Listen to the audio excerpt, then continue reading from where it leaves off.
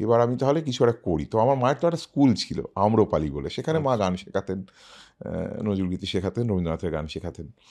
তো এই যে অনেক সব পরীক্ষা-টরীক্ষা হয়, বুঝেছো? চণ্ডীগড় এইসব নানা রকম পরীক্ষা-টরীক্ষা দিতে আসতো। সেসব পরীক্ষাগুলো মজার হতো। তোমরা যদি মানে আ সেগুলো যদি এখন দেখানো যেত, মানে এখন সোশ্যাল মিডিয়ায় মানে সেগুলো যেমন ফেটে যেত আরকি। তার হুম, থিওরি পরীক্ষাও তো এরম, মানে আমার যত মায়ের ছাত্রী ছিলেন, ছাত্রী ছিলেন, কোনো ছাত্রকে আমি দেখিনি আজ হুম, পর্যন্ত।